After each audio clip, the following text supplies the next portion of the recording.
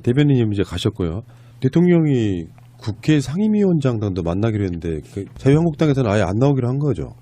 그렇죠. 뭐 어떤 것에 참여해서 반대를 하거나 뭐 이런 것이 아니라 어떤 것을 논의하는 뭐 이런 형식들 자체를 다 지금 참여 안 하거나 뭐 이제 큰 틀에서 보면 그렇게 된 것 같아요. 그러니까 뭐 예를 들어 뭐 인사청문 경과 보고서를 채택하는데 부적격 뭐 의견을 낸다든가 이런 것이 아니라 아예 그 채택 논의에 응하지 않는다든가. 그러니까 회의 자체를 참석 안 하는 거죠. 지금 이번에 이제 저 대통령이 가령 뭐 원내대표, 타이가 등등 이런 모임을 하면 그것 자체에 또 뭐 이게 의미가 없다 이렇게 한다든가. 그렇게 지금 자유한국당의 입장을 정한 거죠. 이 사람들은 꼬투리 잡히기만을 기다렸다는 듯이, 그러니까 전혀 도와줄 마음이 없었던 거잖아요. 지금 하는 걸 보면. 사실상 총리 인준에도 협조를 안 한 것이기 때문에 그렇다고 봐야죠. 그런 사람도 정치를 굉장히 오래 한 사람들이 많을 텐데 어떤 흐름을 왜 읽지를 못할까요? 저는 그게 답답해요. 근데 이제 한편으로는 제가 선거가 진행되고 있었던 후반에 그런 말씀을 드렸던 것이 기억 뭐 나시는지 모르겠지만은 다음에 대통령이 당선되고 나면 사실은 굉장히 어려울 것이다. 과거에 IMF 이후에 당선됐던 DJ가 취임사를 하면서 눈물을 울컥했었는데 그때보다도 더 어려울 수 있다. 이제 국제 정세, 경제 상황, 그다음에 이제 여서야대의 상황 어느 한쪽도 길이 없기 때문에 그렇다. 근데 이제 한 달 정도 대통령의 행보 이런 것에 대한 국민적 지지 때문에 잠깐 그것이 이렇게 가리워 있었을 뿐이지 그 어려움은 변한 것이 없고 특히 여서야대의 상황은 뭐 전혀 변한 것이 없지 않습니까? 그래서 언제 그러냐이지 야당 그중에서도 뭐 지금 자유한국당이 이렇게 딱 반대를 해서 강한이라는 표현은 조금 애매하네. 그냥 하여간 본인들 입장에서 보면 선명한 어떤 야당으로서의 그 반대 포지셔닝을 취할 것이다라는 것은 예상되어 있던 거죠. 이게 보기에 따라서 어떻게 보면 참 답답한 거고. 근데 어떻게 보면 본인들은 또 나름의 합리적 선택이다 이렇게 생각할 수 있을 텐데 그 합리적 선택이 결국은 이제 비합리적인 결과를 가져오게 되는 건데 유일하게 할 수 있다면 일반 국민의 눈높이에 봐서 지금 맞지 않기 때문에 계속 이제 강대강으로 가서 이제 내년 지방선거 때 자기들이 이제 버텨낼 수 있는 그 지역에서 우선 버텨내는 것을 우선 중기적인 전술적 목표로 하는 거 아닌가. 네. 욕을 먹든 말든 흠집은 계속 한번 내보겠다 이런 거. 뭐 그렇기도 하고 우선 예를 들어 가령 뭐 몇몇 지역, 특정 지역 한두 군데 이런 데서는 그래도 우선 바른정당을 제끼고 그래도 하여간 뭐 보수 이쪽에 거의 유일 세력으로 숫자가 어쨌든 간에 뭐 당장 국회의 숫자는 유지되는 것이기 때문에 그걸 버티고 있으면 이제 기대하기는 아마 이렇게 기대하겠죠. 정치라는 게 또 정권이라는 게 늘 100점만 맞을 수는 없으니까 상황이 어려워질 때 뭔가 기회가 오지 않겠냐 이렇게 보겠죠. 보통 일이 아닌 게 김희수, 강경화, 김상조 후보자는 보고서 작성을 위한 회의 참석 대상조차 되지 않는다. 그래서 아예 안 열겠다는 거고요. 그리고 하자가 있지만 직무 수행이 가능한 분, 지금 김희수, 강경화, 김상조를 제외한 분들은 보고서에다가 부적격으로 표시하겠다. 그러니까 자기들 입장에서 보면 하나도 마음에 안 들고 그리고 무조건 딴지에 걸겠다. 요 스탠스거든요. 이거는 사실 좀 만행이랄까 폭력에 가까운 정도 아니겠습니까? 그렇죠. 그러니까 본인들의 정서적인 상태가 정상화가 안 된 거죠. 선거가 끝난 이후에 정상적인 정치적 판단을 할 수 있는 상황이 아닌 것이고 어떻게 보면 이게 참 안타까운 것인데 이제 그렇게 판단들을 안 하셔야 되고 저도 어쨌든 지금 이제 집권 세력에 속해서 일정한 뭐 역할을 맡고 있는 입장에서 험한 얘기를 하기는 좀 그렇지만은 그렇죠. 걱정되는 대목이 있죠. 그러니까 저런 방식 또 이제 지금 이제 홍준표 전 후보가 이제 바로 결합하지 않습니까? 근데 예상되는 어떤 전국 대처의 양식 이런 것이 이제 예상되는 면이 있는데 사실 저런 식으로 가면 역사적인 연구 대상이 될 수 있어요.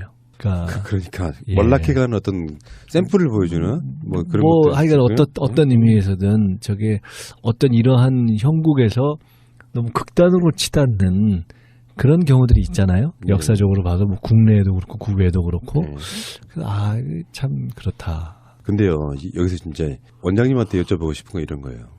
사실은 대통령이 그 후보자들을 그냥 임명 강행할 수도 있잖아요. 법적인 문제는 없어요. 근데 대통령이 또 야당을 예우를 해주고 좀 서로 간에 큰 생채기 없이 가져가고 싶은 욕심도 있을 거 아니에요. 전국이 경색되면 그래도 100석이 넘는 지지율은 낮지만 정당 가장 큰 파트너인데, 그럼 여기서 문재인 대통령 입장에서는 마냥 기다릴 수도 없고 안 기다릴 수도 없고 해법이 뭐가 있을까요? 잘 풀어보고 싶은 욕심이라고 표현하셨는데 뭐 하여간 그런 선의 또는 취지 이런 것이 있는 반면에 또 한편으로는 이건 정치 현실이잖아요. 그러니까 한번 어긋나면 뭐 이미 어긋나기 시작한 건데 이렇게 되면 내내 이렇게 되는 거고. 네.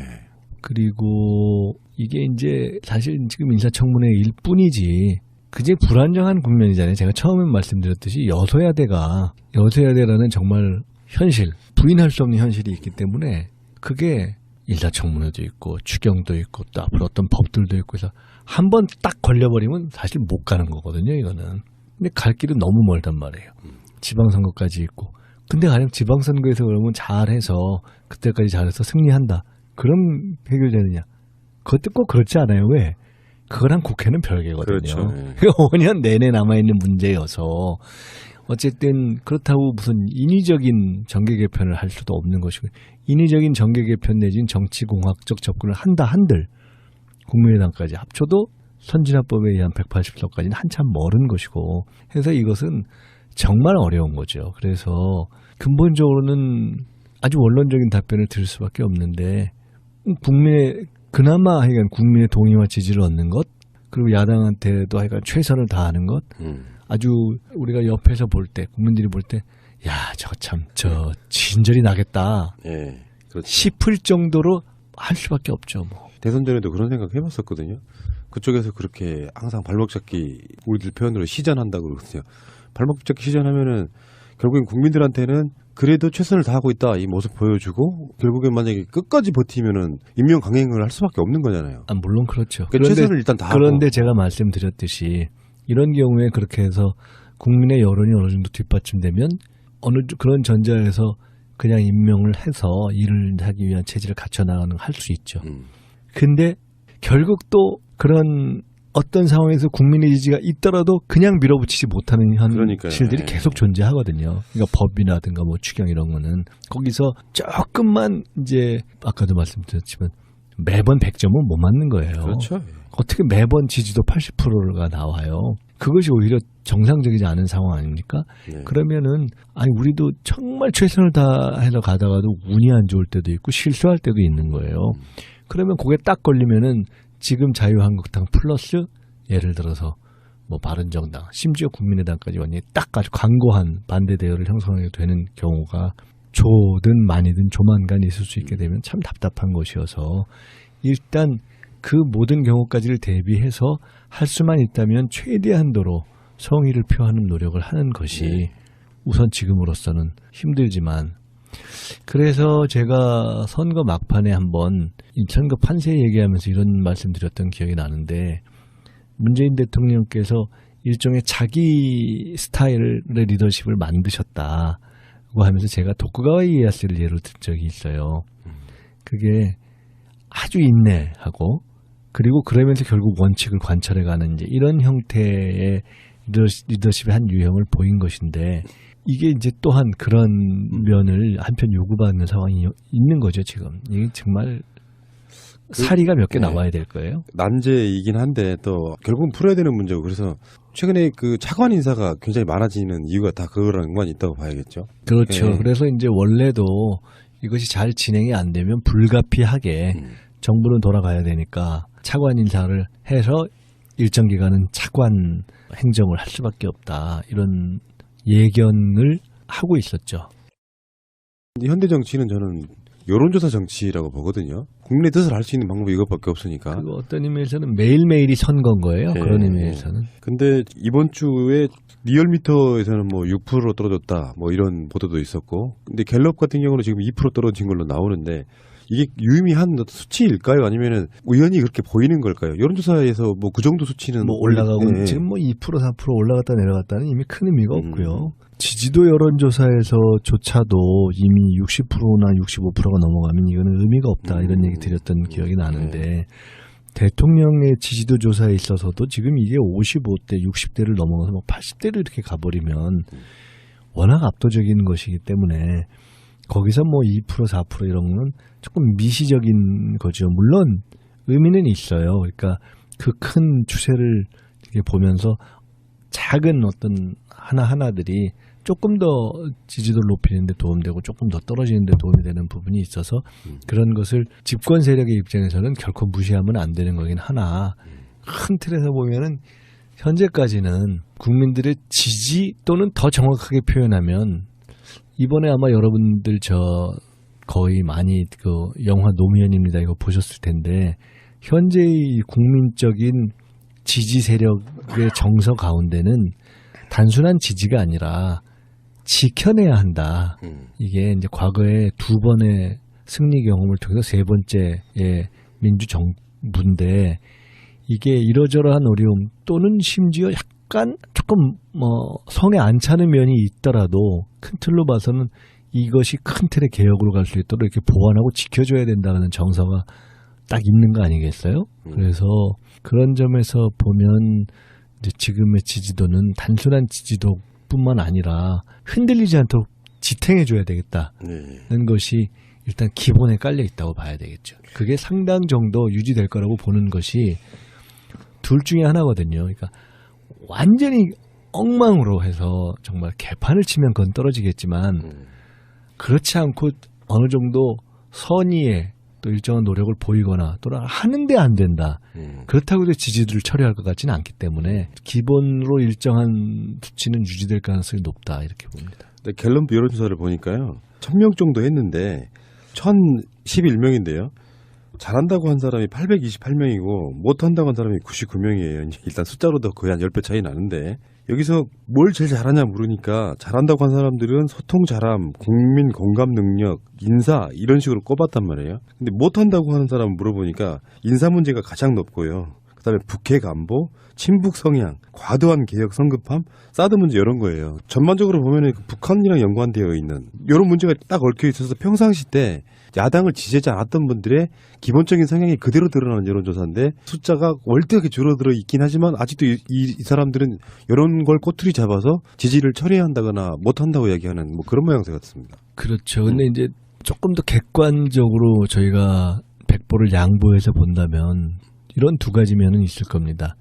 그러니까 이제 국민적 지지가 대부분 그야말로 박근혜 대비 효과라는 게 있잖아요. 상당히 소통, 또 자유로움, 또 탈권위 이런 것에서 기본적으로 점수가 가고 또 인사에 있어서 큰 틀은 여성 중시라든가 가령 장하성, 김상조의 두 분의 경우에 상당히 합리적 개혁을 선택했다라든가 뭐 등등등 이제 그런 게 있잖아요. 그러니까 상당히 또는 뭐 민주당 의원들 넷을 선택한 것도 비교적 상당히 네 분 다 잘 선택된 것이고 그런데 이제 동일하게 반대에서는 지금 인사가 또 지적되는 것은 굳이 거기서 항상 우리는 이제 우리 생각과 다른 결과라든가 이런 것이 있을 때도 그것에 혹시 합리적인 면은 없는가 이런 걸 따져봐야 되잖아요. 그냥 저는 무조건 쳐버릴 것이 아니라 그럴 때 본다면 한편으로는 지금 말씀하신 이념적인 잣대 이런 것에서 똑같은 것도 좀 마음에 들지 않게 보는 어떤 그런 흐름이 반영된 것이 하나 있다고 봐야 되고요.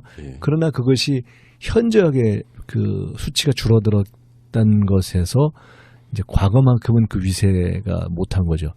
또 하나 굳이 이제 찾아본다면 주로 외교안보 라인의 인사가 조금 늦어지거나 하는 그런 부분에 대해서 뭐 이거는 꼭 보수층만 아니라 일정하게 뭐 약간 중도 성향이라든가 다른 부분에서도 이거 좀 왜 늦지? 또 이게 또 최적이야? 뭐 이런 얘기들이 일부 있는 것을 일정하게 반영하는 면도 있을 수는 있겠다 이렇게 봅니다. 여기서 이제 사드 문제가 거론되는 게 이게 좀 웃겨요. 어떤 모양새를 갖고 있냐면은 사실은 이런 어떤 프레임상으로만 보면 문재인 대통령은 피해자잖아요. 근데 그 사드 문제가 물론 저는 이렇게 생각합니다. 그게 어떤 의미에서 잘못하는 부분 중에 하나라고 찍었는지 모르겠는데 그게 언론들이 말하는 그래서 무능한 거잖아. 보고를 못 받았으니까. 요 프레임인지 아니면 예초에 문재인 대통령은 사드를 배치하고 싶지 않아 하는 입장이라는 것을 전제해 놓고 대답을 한 게 아닌가 이런 생각을 해보거든요. 사드 찬성하는 입장에선 말이에요. 원장님도 성주도 뭐 다녀오시고 그랬지만 신기하게도 사드 문제는 배치 찬성이 더 높았단 말이에요. 꾸준히 국민들 사이에 문재인 대통령과 일반 국민 사이에 비집고 들기는 굉장히 좋은 어떤 소재가 아닌가 싶긴 해요. 어떻게 보면은 더 큰 틀에서는 사드 문제와 관련해서 특히나 이제 최근에 국방부의 보건오락과 예. 관련한 그런 어떤 후파장 이것과 연관된 것이 이제 여론에 영향을 미쳤을 가능성이 높다고 보는데요. 사드 일반론보다는 각각의 어떤 미시적인 경과 이런 거를 빼놓고 큰 틀로 본다면 우리 국민 가운데 특히 이제 전통적인 안보관에 익숙한 경우에는 어떻든 간에 한미동맹에 영향을 미칠 수 있는 것은 바람직하지 않지 않은 거 아니냐. 그래서 어떻든 간에 이것이 보건누락이 잘못된 것임에도 불구하고 이것이 쟁점이 된다는 것 자체가 혹시 좀 한미동맹에 흔드는 거 아닌가? 또는 하여간 좋은 쪽으로 안 가는 거 아닌가? 그리고 정부가 그거를 부각시키는 쪽으로 가는 것이 잘하지 못하는 거 아닌가? 이런 각도에서 아마 보는 견해들이 있을 거예요. 그러니까 전통적인 또는 보수적인 관점을 갖고 계신 분들의 경우에는. 근데 이제 정부도 이번에 처리 과정을 보면 그래서 지적은 명확하게 하되 그것의 증폭 수준을 절제했죠. 어느 수준에서. 그렇게 볼 수 있는 거 아닌가 싶습니다. 그러니까 야당이 지지율이 웬만큼 살아있는 보통 때의 어떤 상황이라 그러면 더 큰 문제가 될 수 있었는데 사실 부정평가한 99명 중에서 사드 문제를 이야기한 사람이 8%밖에 안 됩니다. 그러니까 숫자로만 따지면은 거의 10명이 안 되는 수준 정도라고 보면 되는데 확실히 그런 쪽에 전통 민주 세력들이 갖고 있는 친북 성향에 대한 그런 국민적 우려도 굉장히 많이 줄어든 게 아닌가 이런 생각도 해봐요. 어떻게 보면은. 아주 일부가 그냥 강경하게 보수로 남아있는 거. 그렇다고 봐야 되겠죠. 그러니까 뭐 또 역으로 얘기하면 사실은 DJ, 노무현 두 이제 민주정부와 이명박 박근혜 두 이제 거꾸로 정부를 거치면서 그 20년의 경험 속에서 어떻게 보면 사실은 국민적 공감대가 한편 넓어져 있는 부분이 있는 거예요. 그러니까 큰 틀에서는 북을 관리해서 가지만 북에 있어서 그 관리에 있어서 기본 전제에 있어서는 하여간 접근할 건 접근하고 뭐 이렇게 가야 된다. 그래서 이거를 뭐 완전히 막 가는 식으로 갈 수 없다는 전제가 이미 상당히 깔려 있다고 봐야 돼요. 그렇기 때문에 그게 지난 대선에서 그러니까 과거식의 색깔론이 안 먹히는 것 딱 그런 전제가 깔려 있기 때문 아니겠어요? 방송 녹음하는 오늘이 문재인 대통령의 취임 딱 한 달 되는 날이잖아요. 사실 뭐 언론이라는 게 원래 좀 그런 게 있잖아요. 뭐 취임 뭐 일주일 평가 한번 해봅시다. 보름, 한 달, 그리고 나중엔 2달, 나중엔 또 100일 뭐 이렇게 숫자에 되게 연연하는 측면이 없지 않아 있는데 저는 한 달이 한 1년 정도 가는 느낌이거든요. 너무나 많은 일이 벌어져가지고. 원장님 어떠십니까? 그렇죠. 그러니까 솔직히 말씀 한번 해줘보세요. 이렇게 잘하실 거라고 생각하셨어요? 예측 이상이죠. 훨씬 넘어선 거죠. 그렇죠. 그러니까 제가 전에 그 말씀 드렸나요? 그 광주 5.18 행사에 가서 5.18 아주 제일 저는 그때가 기분이 좋았는데 5.18 대통령께서 기념사를 딱 끝냈을 때에 그 내내 박수를 치고 그때 울컥하고 눈물을 흘리고 뭐 저를 포함해서 저도 그 몇 번 눈물이 났으니까 그 끝났을 때 제가 옆에 박범계 의원이 앉아 있었는데 제가 손을 잡으면서 야 우리 진짜 대통령 뽑은 거 자랑스럽지 않냐? 제가 그랬단 말이에요. 그러니까 그때는 완벽하게 뿌듯한 거죠. 마치 얘가 적절한지 모르겠는데 다 이루었다 뭐 이런 느낌, 기분 되게 좋은 그런 거지. 그러니까 스스로 마음에 한번 싹 터는 그러니까 인사 뭐 이런 것들에서 이거 참 괜찮은데라고 하는 걸 뛰어넘어서 저는 그런 감동이 있었고요. 조금 다른 얘기인데 대통령의 메시지가 이제 그것은 최근에 보면은 이제 저는 어느 선에 달했다고 봅니다. 그게 이제 대통령의 메시지가 물론 본인이 다 직접 쓰는 건 아니지만 그것을 쓰는 메시지를 쓰는 사람이 있고요. 과거에 노 대통령 시절에 그걸 주로 했던 예를 들어 윤태영이 있고 지금은 뭐 신동우 저희 비서관이 있고 그런데 또 그분들만 다 쓰는 건 아니라 그분들이 이렇게 담아내지만 그 전체의 철학적 배경, 생각의 틀, 그다음에 그거에 대한 최종적 검증, 마무리는 결국은 오너로서의 대통령이 한단 말이죠. 근데 그것이 어우러진 어떤 수준이 저는 이제 어느 선에 달했다고 봅니다. 그리고 그것이 특히나 자기 색깔을 명확하게 드러내는 것이 5.18 기념사에서 한번 정점을 찍었고 그 다음 이번 현충일 기념사 두 번에서 저는 상당히 문재인 대통령의 철학과 어떤 생각이 온전히 녹아나는 정점을 찍혔다고 봐요. 그러니까 5.18 기념사에서는 상당히 놀랐는데 소위 운동권 출신으로 운동을 쭉 했던 뭐 저희 같은 사람을 포함한 사람들조차도 그날 대통령이 거명한 이러이러한 여러 사람을 네 사람 했죠. 예, 5.18이라는 계기를 통해서 다 한 줄로 꿰서 기억하기 쉽지 않았다고요. 그렇죠.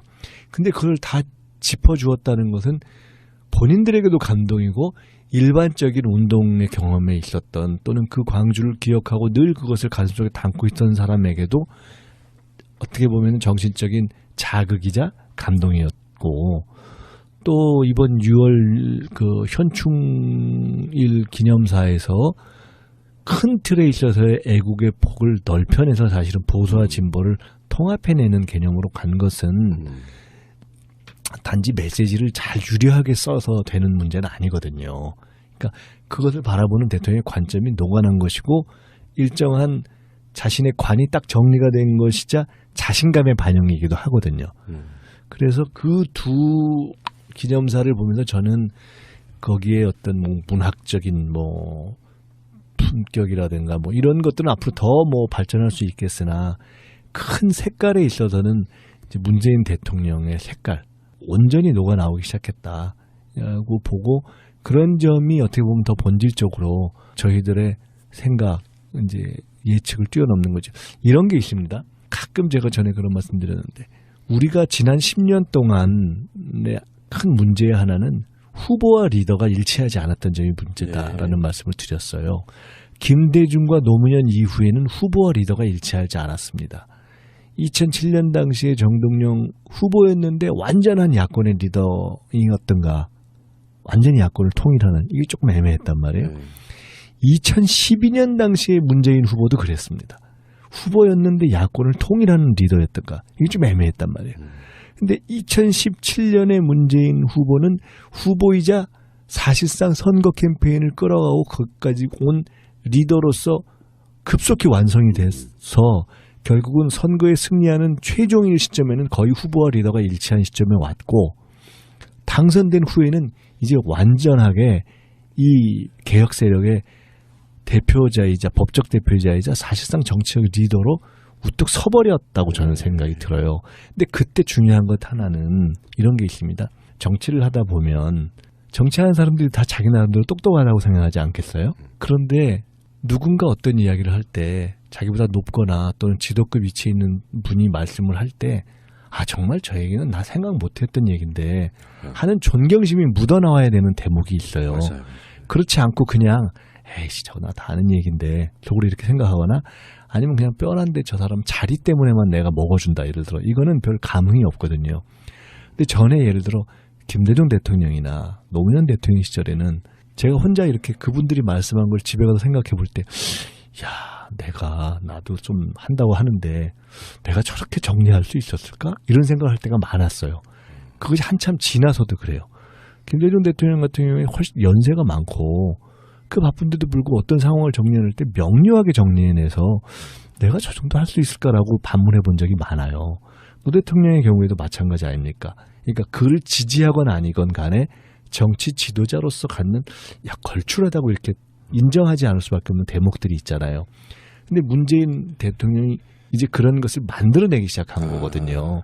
그래서 결국은 문재인 대통령의 말과 행보인데 이렇게 보다가 우리가 저 진짜 어떻게 저런 얘기를 하지? 이런 생각이 들 때가 있단 말이에요. 그게 저는 리더십이라고 생각해요. 원장님 그 부분은 전 또 약간 다른 시각으로 한번 볼 수도 있는데 예.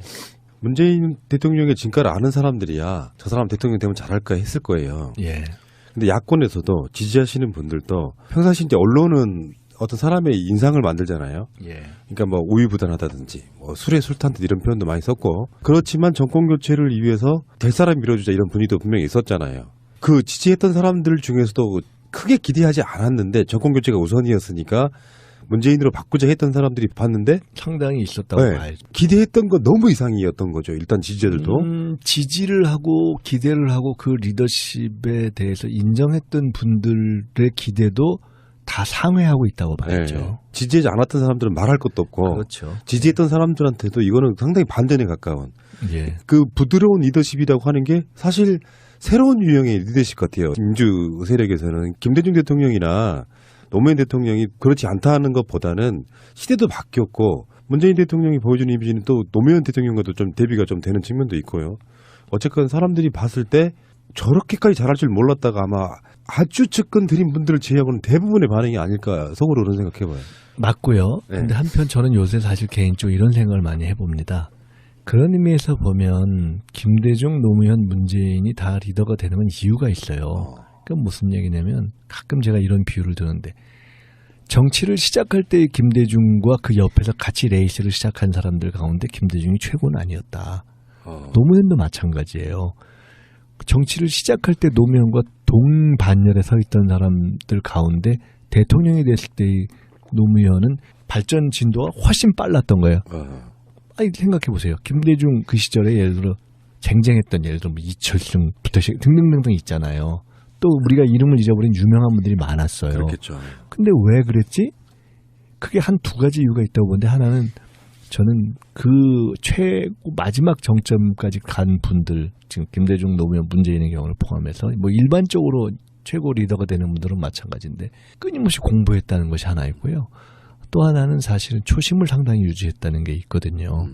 그래서 저는 요새 조금 다른 각도인데 제 혼자 생각하는 화두가 뭐냐면 근데 우리가 다음에 지방선거도 있고 그 다음 또 5년이 있고 그 다음 이제 정권을 재창출해서 이게 그냥 우리가 계속 해야지 뭐 이런 뜻에서가 아니라 과거의 실패를 되풀이하지 않고 잘해서 개혁도 유지하고 통일까지 갈 수 있는 그렇게 해서 계속해서 연속 집권을 할 수 있어야 되는데 그 진짜 비결이 뭘까? 제 혼자 요새 그 생각을 해봅니다. 그게 이제 결국 하나는 성공한 대통령을 갖는 건데 또 하나 굉장히 중요한 게 뭐냐면 지도자와 이 세력이 초심을 유지하지 않으면 반드시 실패하게 돼 있거든요. 그러니까 겸손한 대통령 또는 집권당, 검소한 대통령 또는 집권당, 깨끗한 대통령 또는 집권당 이런 거였죠. 이런 것들. 이걸 어떻게 이게 절대 권력은 절대 부패하거든요. 그리고 이게 하다 보면 우리도 여당이고 기득권 세력이 그런 면이 있어요. 필연적으로 되게 돼 있습니다. 문제도 발생할 거죠. 근데 어떻게 우리가 그 늪에 빠지지 않고 계속해서 다음번 5년 후에 대선을 할 때 이번 대선을 할 때처럼 우리가 도전자의 입장에서의 절박함을 갖지? 그러지 않으면 질 텐데 이 생각을 해보는 거예요. 그러자면 그것을 자기강제하는 어떤 룰, 자기강제하는 도덕성, 자기강제하는 윤리는 뭘까? 사실은 그것을 지금 또 고민하고 제도와 법과 문제의식으로 만들기 시작해야 저는 이 5년을 성공시키고 그 후에 5년이 있고 이게 통일까지 갈 수 있다는 생각이 들어서 요새 하여간 그런 생각을 좀 해보고 있어요. 이게 대통령뿐만 아니라 모두가 진짜 잘하고 존경받는 집권 세력이 돼야 된다. 원장님이 문재인 대통령이 롤모델이 된 게 아닌가 이런 생각해봐요. 제가 사실 요새 제가 다큐멘터리 하는 거 아시죠? 네. 제가 지금 다큐멘터리 하나 또 만들고 있어요. 개인적으로. 뭐 주인공이 문재인 대통령이에요? 가제가 3승이에요.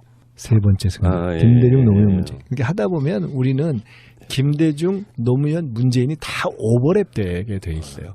그래서 김대중 대통령이 막판에 나의 절반이었다 이렇게 오열할 때 그렇게 할 때 김대중과 노무현은 역사 속에서 오버랩 되는 거예요. 그러네요. 그리고 노무현과 문재인도 오버랩 돼 버려요. 그리고 김대중, 노무현, 문재인은 오버랩 되면서 진화하는 거거든요. 그러니까 그런 의미에서 우리는 뭐 그런 의미에서 본다면 롤모델일 수 있고 그렇지만 또 다음 세대를 생각하는 사람은 또 더 뛰어넘어야 되고 그런 의미에서 하여간 저는 좋다. 현재 그 대통령께서 우리가 생각하고 예측한 것을 뛰어넘어서 즐거움을 주고 있으니까 이건 자극이 되는 거죠. 대통령 임기가 한 60개월 되거든요. 네. 60분의 1이 지났어요. 아까 말씀하신 것 중에 초심이라는 표현이 있잖아요. 저는 변할 것 같지는 않아요. 중간에 이제 뭐 어떤 정권 내 사람들이나 바뀌었다는 이미지를 줄 수 있겠으나 대통령 자체는 변할 것 같지는 않고 참여정부 때 어떤 상황들이 굉장히 좋은 롤모델이 될 거라고 생각하거든요. 당과 청 또는 뭐 청와대와 언론 이런 관계를 잘 조율해 가면서 국민들의 민심을 조금 지지율은 빠질 수는 있는데 잃지 않으면서 뭔가 이렇게 잘 유지해가는 게 교훈들이 꽤 있어가지고 이번 정권은 뭐 성공해야 되기도 하지만 성공할 거라고 보는 입장이 그런 큰 거예요. 틀에서 보면은 저는 뭐 낙관적이고요. 워낙 어렵지만 예. 그러나 또 그렇기 때문에 낙관적이고 또 성공시켜야죠. 예, 알겠습니다. 주말에 나와서 방송하시기 힘드시죠? 좋은데요. 그래요? 주말에는 어떤 당의 공식 일정들이 있는 편이에요? 거의 없죠, 근데. 그건 없는데 솔직히 말씀드리면 저는 당에 다시 돌아온 이후로 특히나 대선 끝나고 이후 지금까지 계속해서 거의 뭐 주말이 없고 뭐 밤 퇴근 시간이 없고 그런 것 같아요. 근데 그러다 쓰러지십니다. 예. 그냥 하는 거죠. 누가 당신 쉬어라고 해서 쉬어지는 건 아니고 본인이 건강을 위해서 워낙 제가 산책하고 이런 걸 필요할 때도 있는 거예요.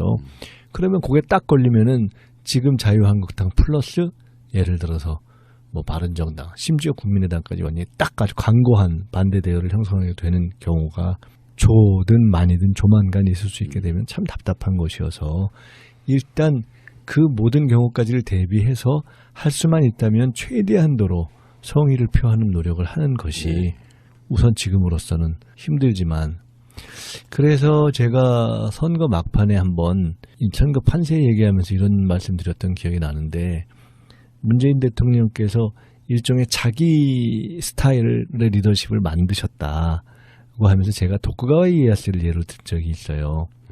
그게 아주 인내하고 그리고 그러면서 결국 원칙을 관철해가는 이제 이런 형태의 리더십의 한 유형을 보인 것인데 이게 이제 또한 그런 면을 한편 요구받는 상황이 있는 거죠 지금. 이게 정말 사리가 몇 개 나와야 될 거예요. 난제이긴 한데 또 결국은 풀어야 되는 문제고 그래서 최근에 그 차관 인사가 굉장히 많아지는 이유가 다 그거랑 연관이 있다고 봐야겠죠. 그렇죠. 예. 그래서 이제 원래도 이것이 잘 진행이 안 되면 불가피하게 정부는 돌아가야 되니까 차관 인사를 해서 일정 기간은 차관 행정을 할 수밖에 없다. 이런 예견을 하고 있었죠.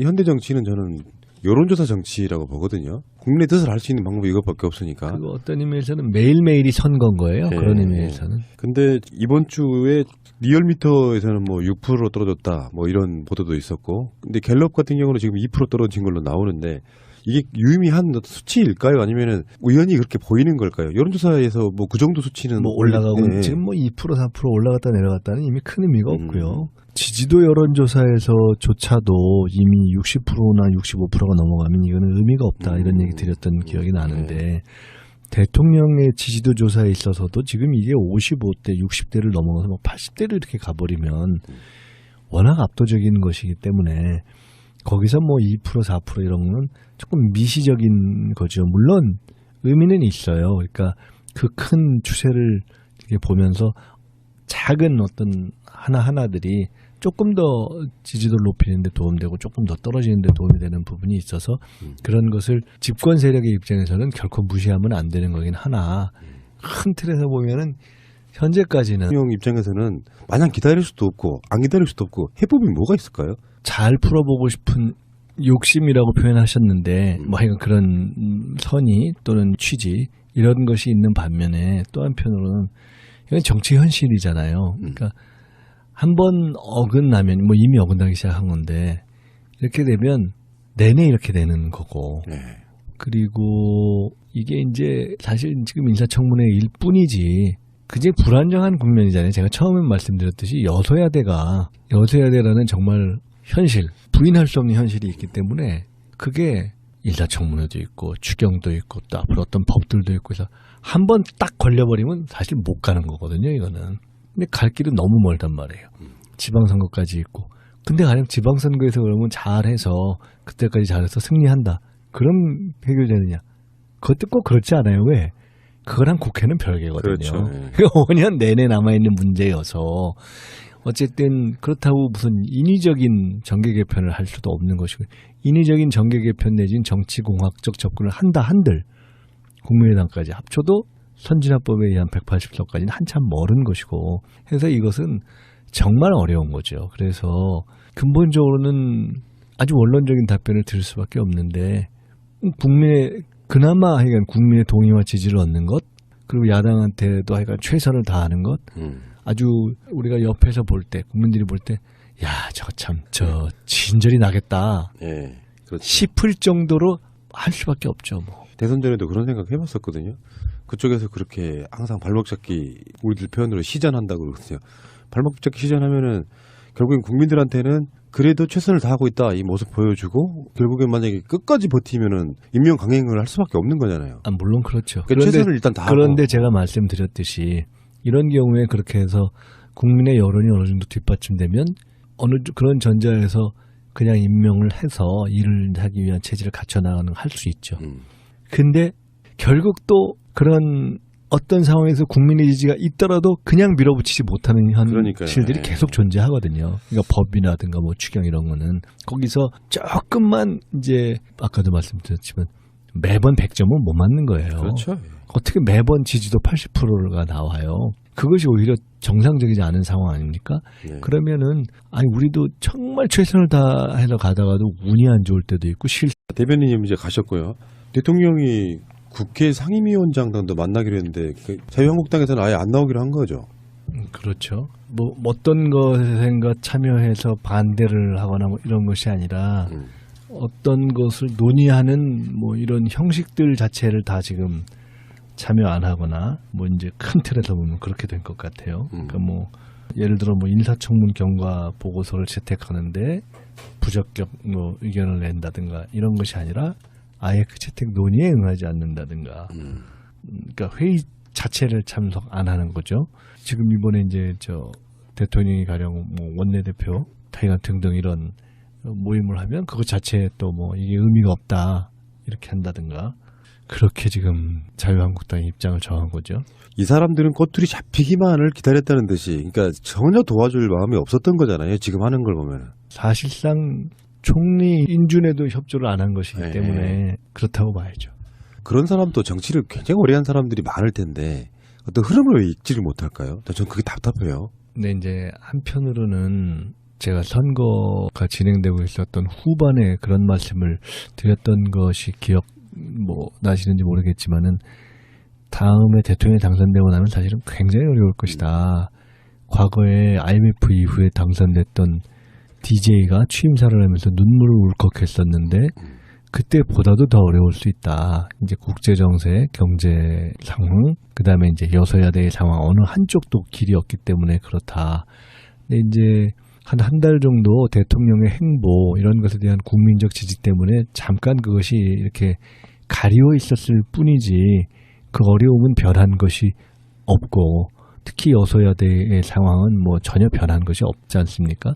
그래서 언제 그러냐이지 야당 그중에서도 뭐 지금 자유한국당이 이렇게 딱 반대를 해서 강한이라는 표현은 조금 애매하네. 그냥 하여간 본인들 입장에서 보면 선명한 어떤 야당으로서의 그 반대 포지셔닝을 취할 것이다라는 것은 예상되어 있던 거죠. 이게 보기에 따라서 어떻게 보면 참 답답한 거고. 근데 어떻게 보면 본인들은 또 나름의 합리적 선택이다 이렇게 생각할 수 있을 텐데 그 합리적 선택이 결국은 이제 비합리적인 결과를 가져오게 되는 건데 유일하게 할 수 있다면 일반 국민의 눈높이에 봐서 지금 맞지 않기 때문에 계속 이제 강대강으로 가서 이제 내년 지방선거 때 자기들이 이제 버텨낼 수 있는 그 지역에서 우선 버텨내는 것을 우선 중기적인 전술적 목표로 하는 거 아닌가. 네. 욕을 먹든 말든 흠집은 계속 한번 내보겠다 이런 거. 그렇기도 하고 우선 예를 들어 가령 뭐 몇몇 지역, 특정 지역 한두 군데 이런 데서는 그래도 우선 바른정당을 제끼고 그래도 하여간 뭐 보수 이쪽에 거의 유일 세력으로 숫자가 어쨌든지 간에 뭐 당장 국회의 숫자는 유지되는 것이기 때문에 그걸 버티고 있으면 이제 기대하기는 아마 이렇게 기대하겠죠. 정치라는 게 또 정권이라는 게 늘 100점만 맞을 수는 없으니까 상황이 어려워질 때 뭔가 기회가 오지 않겠냐 이렇게 보겠죠. 보통 일이 아닌 게 김희수, 강경화, 김상조 후보자는 보고서 작성을 위한 회의 참석 대상조차 되지 않는다. 그래서 아예 안 열겠다는 거고요. 그리고 하자가 있지만 직무 수행이 가능한 분, 지금 김희수, 강경화, 김상조를 제외한 분들은 보고서에다가 부적격으로 표시하겠다. 그러니까 자기들 입장에서 보면 하나도 마음에 안 들고 그리고 무조건 딴지에 걸겠다. 요 스탠스거든요. 이거는 사실 좀 만행이랄까 폭력에 가까운 정도 아니겠습니까? 그렇죠. 그러니까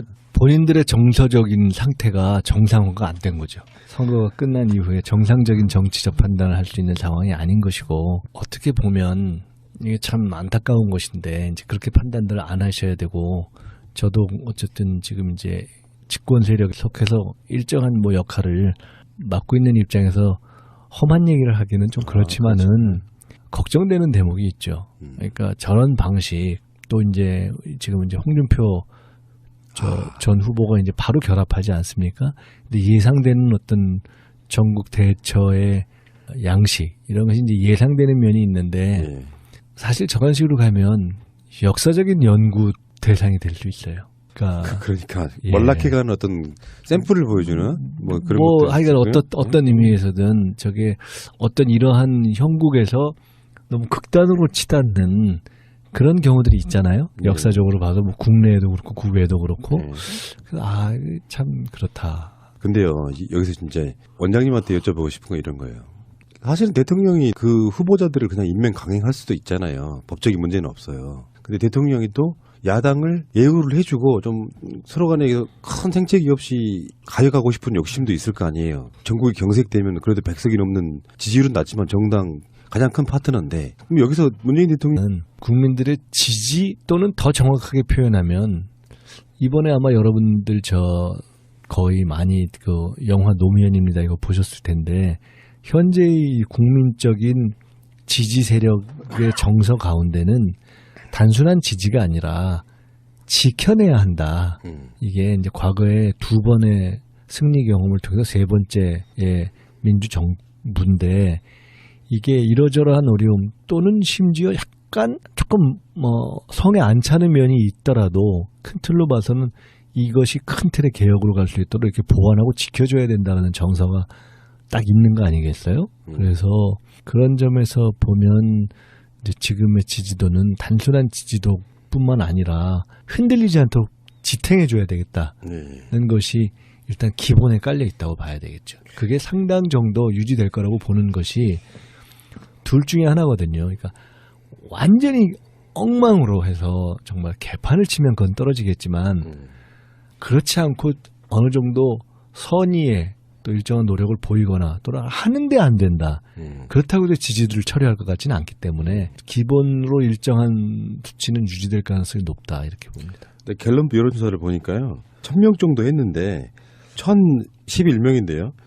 잘한다고 한 사람이 828명이고 못한다고 한 사람이 99명이에요. 일단 숫자로도 거의 한 10배 차이 나는데, 여기서 뭘 제일 잘하냐 물으니까 잘한다고 한 사람들은 소통 잘함, 국민 공감 능력, 인사 이런 식으로 꼽았단 말이에요. 근데 못한다고 하는 사람 물어보니까 인사 문제가 가장 높고요. 그다음에 북핵 안보, 친북 성향, 과도한 개혁 성급함, 사드 문제 이런 거예요. 전반적으로 보면은 북한이랑 연관되어 있는 이런 문제가 딱 얽혀 있어서 평상시 때 야당을 지지하지 않았던 분들의 기본적인 성향이 그대로 드러나는 여론조사인데, 숫자가 월등하게 줄어들어 있긴 하지만 아직도 이 사람들은 이런 걸 꼬투리 잡아서 지지를 처리해야 한다거나 못한다고 이야기하는 뭐 그런 모양새 같습니다. 그렇죠. 근데 이제 조금 더 객관적으로 저희가 백보를 양보해서 본다면 이런 두 가지 면은 있을 겁니다. 그러니까 이제 국민적 지지가 대부분 그야말로 박근혜 대비 효과라는 게 있잖아요. 상당히 소통, 또 자유로움, 또 탈권위 이런 것에서 기본적으로 점수가 가고, 또 인사에 있어서 큰 틀은 여성 중시라든가 가령 장하성, 김상조의 두 분의 경우에 상당히 합리적 개혁을 선택했다라든가 뭐 등등등 이제 그런 게 있잖아요.